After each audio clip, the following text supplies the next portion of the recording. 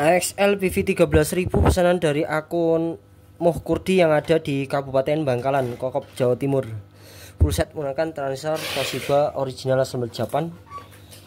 Untuk lotnya ini 325 dan juga 324 ya. Antara NPN dan PNP ini kodenya 324 dan 325. Untuk harganya masih di sekitaran 40.000 per setnya masih. Yang pastinya lebih tahan panas ya. Untuk nilai penguatan yang pastinya akan lebih bagus daripada harga yang lebih di bawahnya. Kita buatkan video test on, kita pastikan untuk driver dalam kondisi normal sebelum kita serahkan pada pihak jasa kirim. Yang perlu diperhatikan untuk protek amplifiernya di sini menggunakan tegangan VDC. Jadi nanti masnya perlu menyediakan rangkaian regulator sendiri ya di 12 VDC 012 volt. Untuk regulatornya untuk driver juga sudah dilengkapi dengan input balance. Jadi untuk input disarankan transfer dari output balance yang memiliki penguatan atau 3 jalur ya. Tidak ada jemperan pada input agar rangkaian input balance bekerja sebagaimana mestinya. Untuk potensio nanti langsung dipasangkan ke kaki potensio.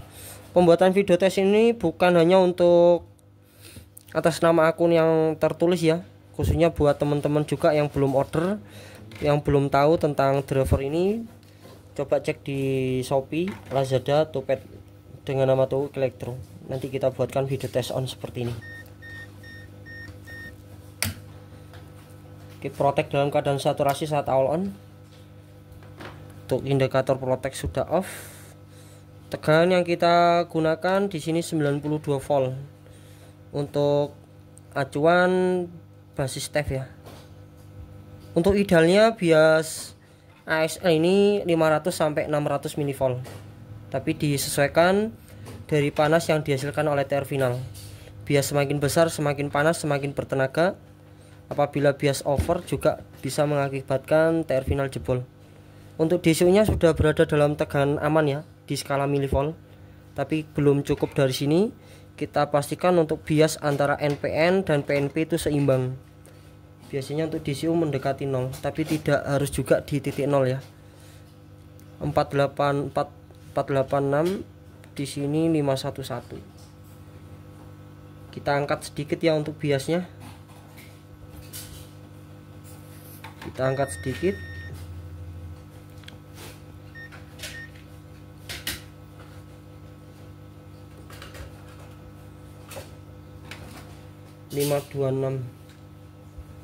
Di bagian sini 503.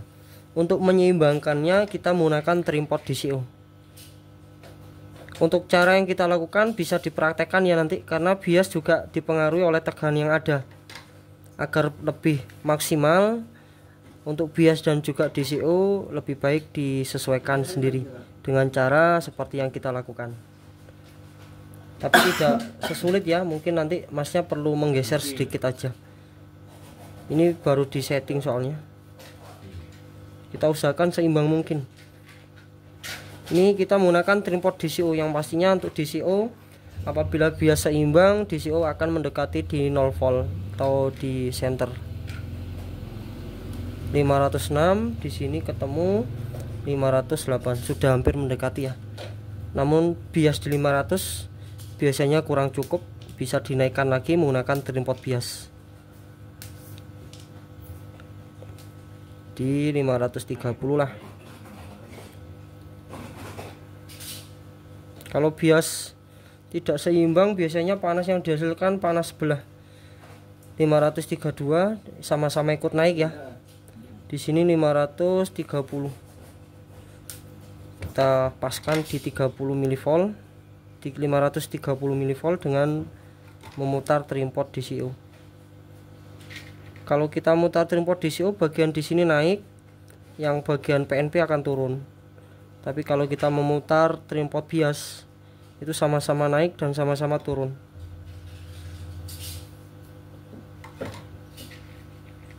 Tapi emang perlu kesabaran ya untuk setting ini.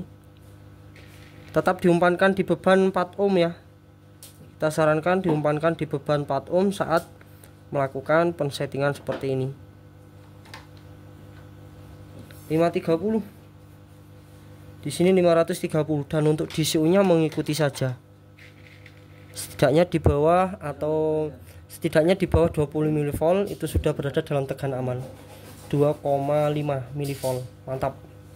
Lanjut kita umpankan dengan signal musik.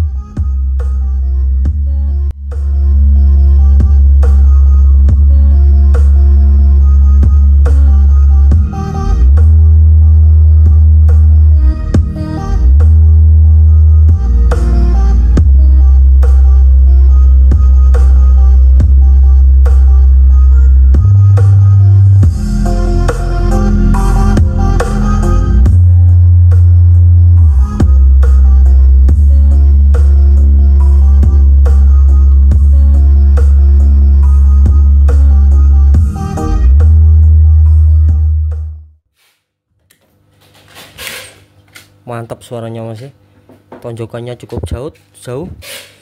Untuk pengaturan frekuensi saya rasa akan lebih mudah dengan menggunakan driver yang memiliki karakter flat seperti ini. Subnya tidak diragukan lagi ya masih. Terima kasih banyak buat akun Muhammad Kurdi yang ada di Kabupaten Bangkalan, segera kita kirim. Terima kasih banyak. Assalamualaikum warahmatullahi wabarakatuh.